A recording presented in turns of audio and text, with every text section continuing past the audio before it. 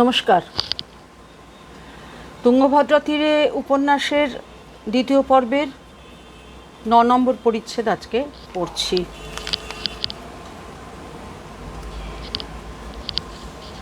একে একে 10 দিন কাটিয়া গেল, কিন্তু মহারাজের নিকট হইতে অর্জুনের আহ্বান আসিল না। যত দিন যাইতেছে অর্জুন ততই হতাশ হইয়া পড়িতেছে। রাজা কি তাহাকে মনে রাখিয়াছেন? রাজার সহস্র কাজ, সহস্র ভাবনা, তাহার মধ্যে সামান্য একজন সৈনিক পদপ্রার্থীর কথা তাহার মনে থাকিবে এরূপ আশা করাও অন্যায়। রাজাকে এই তুচ্ছ কথা স্মরণ করাইয়া দিতে যাওয়াও ধৃষ্টতা। তবে এখন সে কি করিবে? এই দেশ, এই দেশের মানুষ তাহার চোখে ভালো লাগিয়াছে। এই দেশকে সে মাতৃভূমি রূপে হৃদয়ে বরণ করিয়া লইয়াছে। এখন সে কোথায় যাইবে? কোন বৃত্তি অবলম্বন করিয়া জীবন ধারণ করিবে?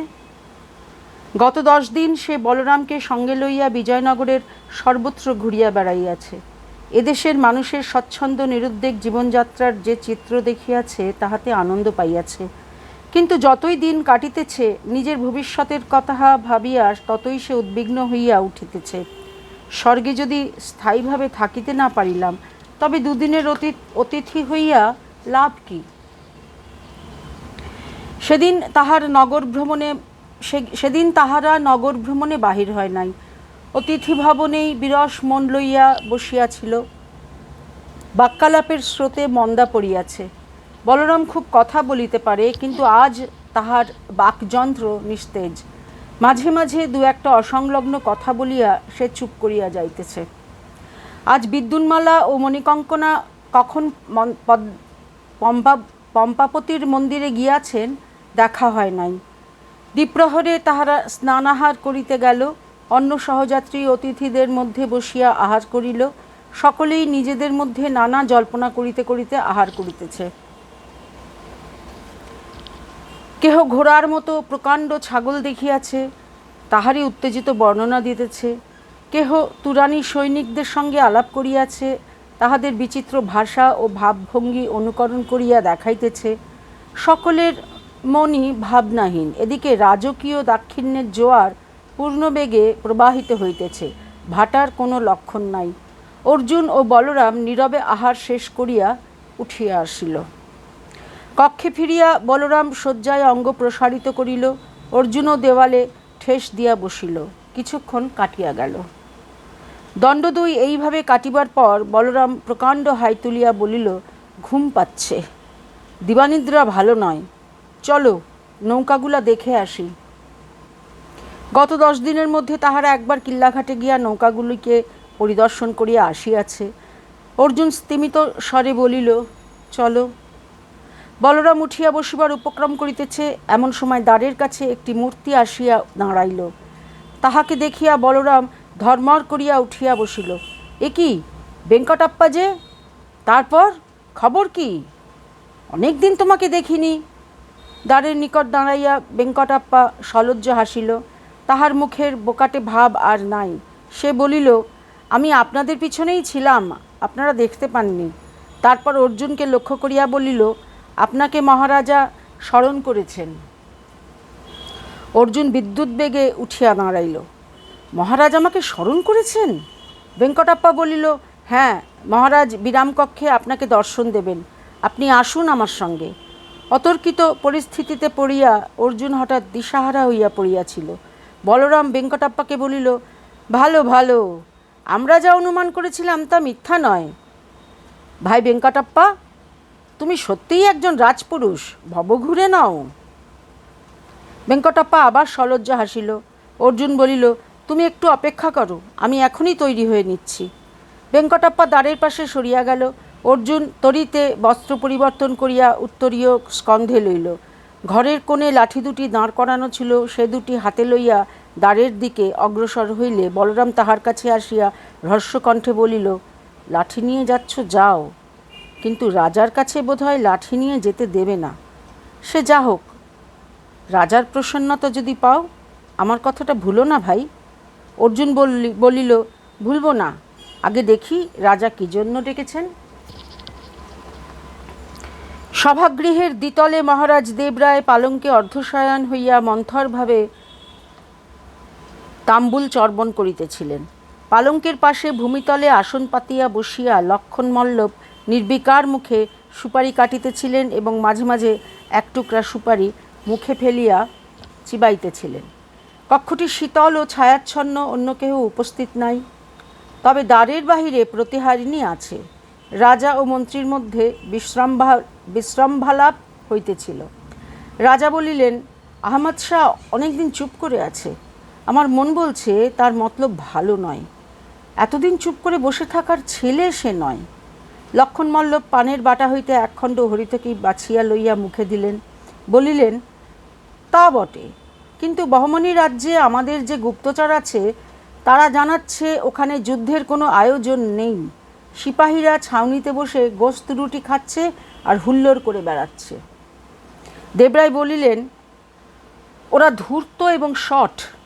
কপটতাই ওদের প্রধান অস্ত্র। ওদের বিরুদ্ধে লড়তে হলে আমাদেরও কপট এবং শঠ হতে হবে। ধর্মযুদ্ধ চলবে না। যুদ্ধে আবার ধর্ম কি? যুদ্ধ কর্মটাই তো অধর্ম।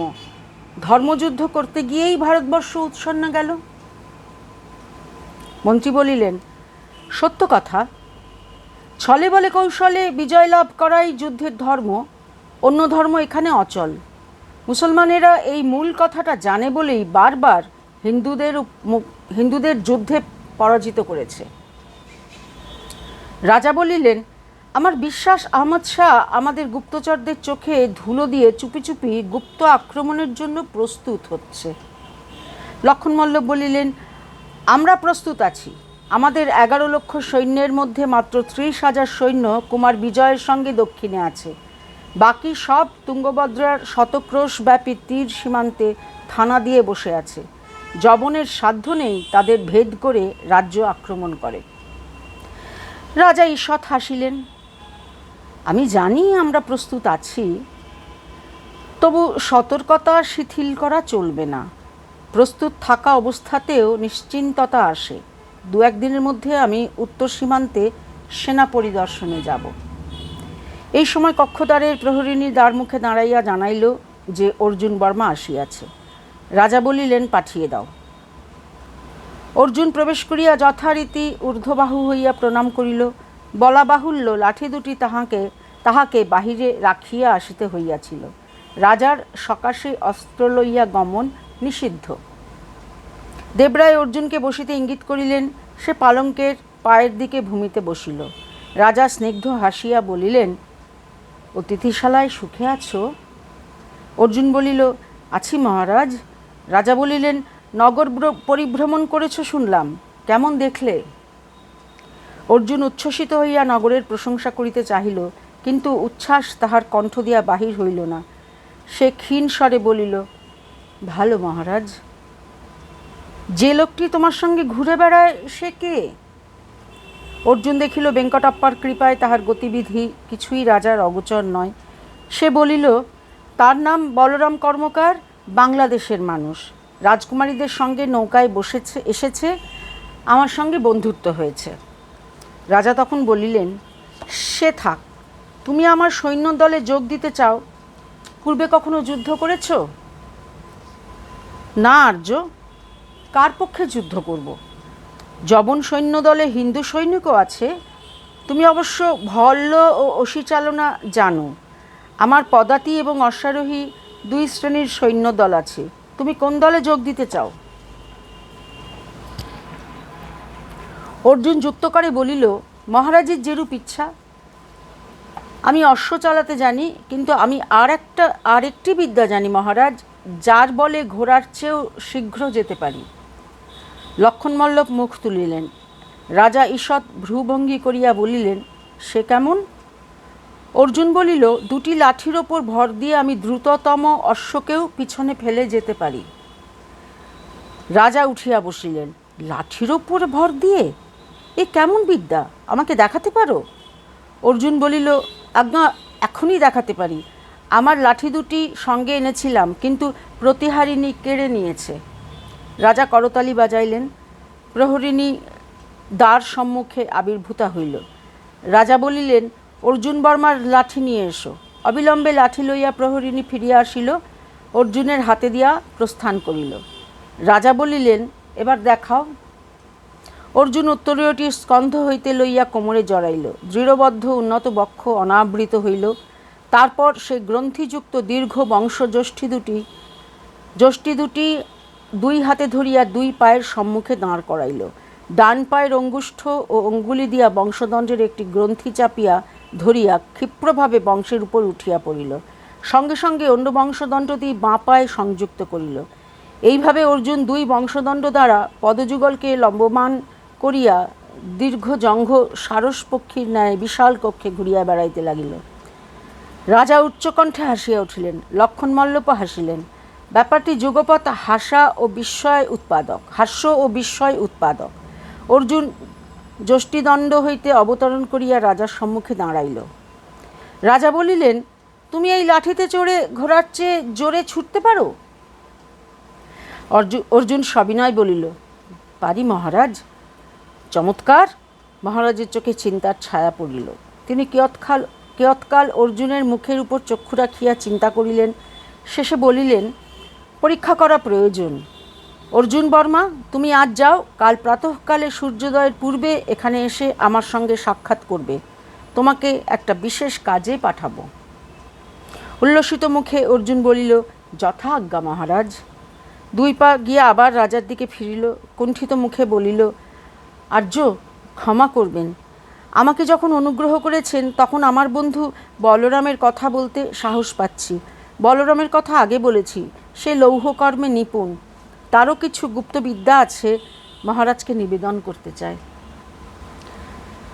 রাজা বলিলেন, ভালো ভালো, তোমার বন্ধুর নিবেদন পরে শুনব।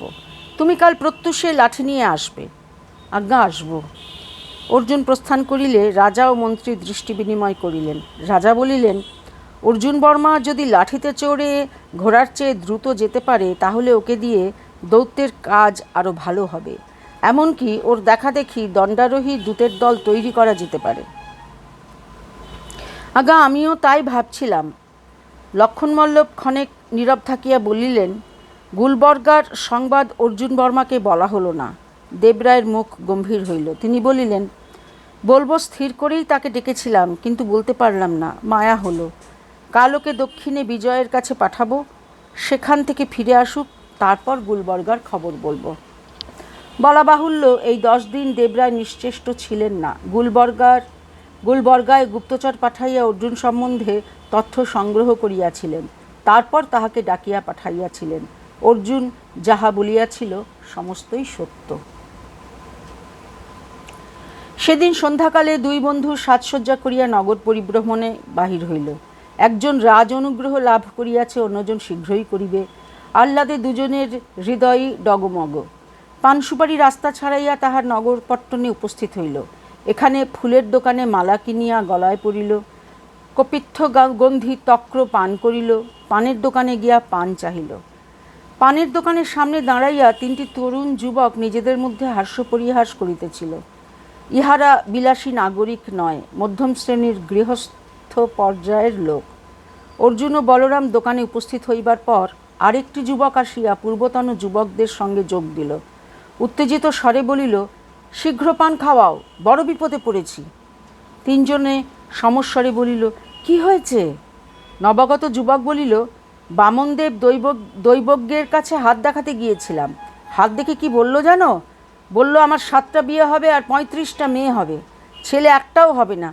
আমি এখন কি করি? সকলে হাসিয়া উঠিল। তাম্বুল পসারিনী বিপন্ন যুবককে পান দিয়া হাসি মুখে বলিল, শিখিধ্বজের মন্দিরে পূজা দাও, তাহলেই ছেলে হবে। যুবক পান মুখে পুরিয়া বলিল, বাজে কথা বলো না, আমার এখনো একটাও বিয়ে হয়নি, ছেলে হবে কোত্থেকে? হাস্যকৌতুকের মধ্যে বলরাম জিজ্ঞাসা করিল, বামনদেব দৈবজ্ঞ কোথায় থাকেন? যুবক অঙ্গুলি দেখাইয়া বলিল, ওই যে রামস্বামীর মন্দির, ওর পাশেই পণ্ডিতের বাসা। আপনিও কি জানতে চান কটা মেয়ে হবে? আগে দেখি কটা বিয়ে হয়। বলরাম পান লইয়া অর্জুনকে টানিয়া লইয়া চলিল। অর্জুন বলিল, সত্যিই কি হাত দেখাবে নাকি? বলরাম বলিল, দোষ কি, একটা নতুন কিছু করা যাক। বামন পণ্ডিত নিজ গৃহের বহিশ্চত্বরে অজিনাসন পাতিয়া বসিয়াছিলেন। স্থূলকায় প্রৌঢ় ব্যক্তি, স্কন্ধে উপবিত, মুণ্ডিত মুখে, তীক্ষ্ণায়ত চক্ষু, মাথার চারিপাশে ক্ষৌরিত, মাঝখানে সমস্তটাই শিখা। বলরাম ও অর্জুন তাহার সম্মুখে দাঁড়াইয়া যুক্তপানি হইল। পণ্ডিত একে একে তাহাদের পরিদর্শন করিয়া বলিলেন, তোমরা দেখছি ভাগ্যান্বেষী বিদেশী, করকোষ্ঠী দেখাতে চাও? আজ্ঞা। দৈবজ্ঞ প্রথমে অর্জুনের হাত টানিয়া লইয়া কররেখা পরীক্ষা করিলেন, বেশ কিছুক্ষণ দেখিলেন, বয়স জিজ্ঞাসা করিলেন, তারপর হাত ছাড়িয়া দিয়া বলিলেন, জলমজ্জন যোগ ছিল, কেটে গেছে। তোমার জীবন এখন এক সংকটময় দশার ভিতর দিয়ে যাচ্ছে। পিছনে বিপদ, সামনে বিপদ, কি হয় বলা যায় না। তুমি আগামী শ্রাবণী অমাবস্যার পর আমার কাছে এসো, তখন আবার হাত দেখব। অর্জুন বিমর্ষ মুখে বলরামের পানে চাইল।